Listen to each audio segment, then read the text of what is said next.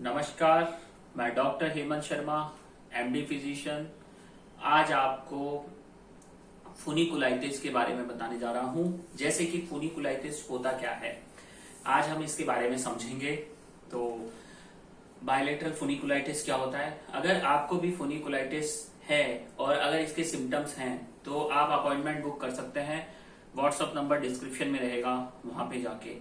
तो मैं आपको ऐसे समझाता हूँ। फॉर एग्जाम्पल, जैसे कि इसको ले लेते हैं हम फोन को।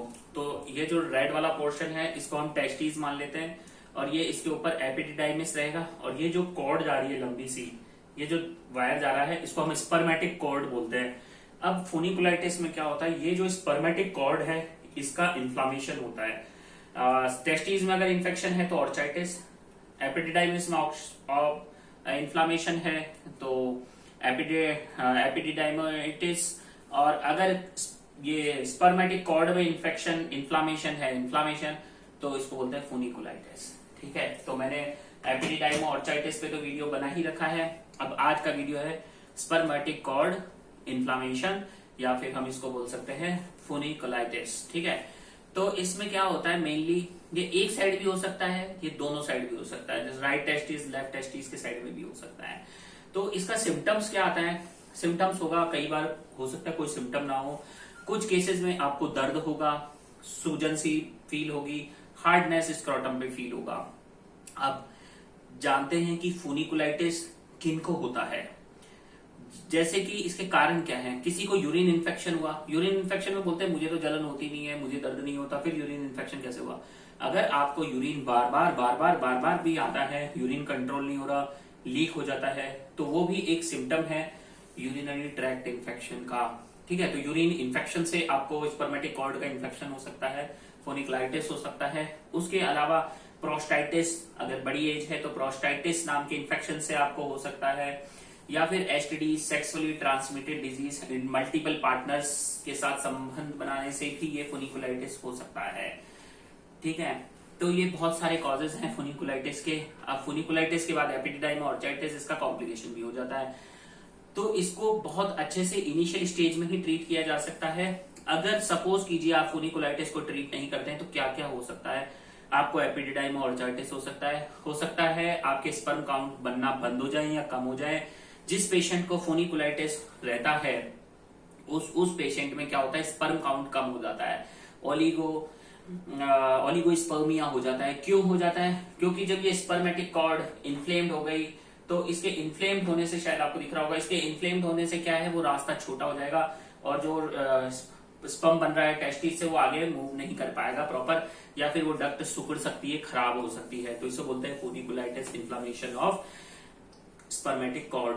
ठीक है, तो ये हो गया। उसके अलावा इसी कॉर्ड के अंदर से आर्टरीज जाती हैं, वेन्स जाती हैं, बहुत सारे स्ट्रक्चर गुजरते हैं, या इसको हम वास्ट डिफरेंस भी कह सकते हैं। तो ये हो गया कॉम्प्लिकेशन।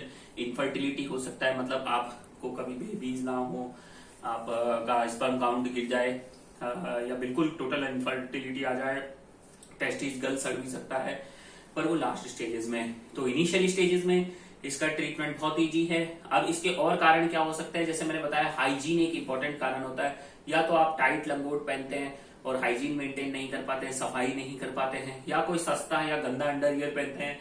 तो सस्ता पहन सकते हैं पर कॉटन अंडरवियर पहने आप, और हाइजीन मेंटेन रखें, साफ सफाई, नहाना जरूरी है। अब इसका डायग्नोस कैसे करें? डायग्नोसिस के लिए यूरिन इन्फेक्शन, यूरिन कल्चर देख सकते हैं, यूरिन रूटीन देख सकते हैं, सीबीसी देख सकते हैं, सीरम क्रिएटिनिन, रीनल फंक्शन देखिए कहीं किडनी पे असर तो नहीं आ गया इस इन्फेक्शन की वजह से। दूसरा, आप यूएसजी स्क्रोटम करा के देखें, उसमें आपको दिखेगा फुनिकुलाइटिस, कई बार वो लिख देते हैं, या एपिडिडाइमा ऑर्चाइटिस तो नहीं है। उसके अलावा होल एब्डोमन अल्ट्रासोनोग्राफी भी करा के देखिए, कहीं कोई रीनल इन्फेक्शन तो साथ में नहीं है, तो रूल आउट करना जरूरी है। और इन्वेस्टिगेशन डिपेंड करेंगे आपके कॉजेस पे, आपके सिम्टम्स पे। उसके अलावा आप बात करते हैं इसके ट्रीटमेंट की, तो ट्रीटमेंट में सबसे पहला तो है आप अच्छा हाइजीन मेंटेन करें, साफ सफाई रखें।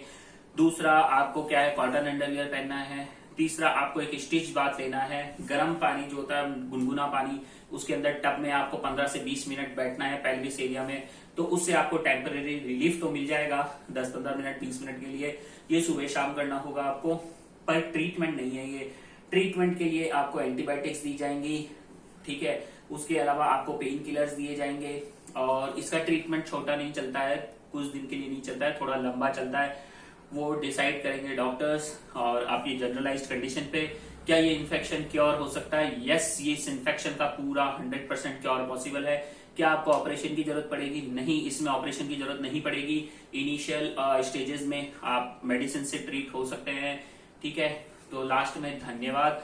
वीडियो अच्छा लगा तो लाइक करें, चैनल पे नए हैं तो सब्सक्राइब कर लें और अपॉइंटमेंट चाहिए तो व्हाट्सएप नंबर पे बुक करें, डायरेक्ट कॉल ना करें। थैंक यू, धन्यवाद, नमस्कार।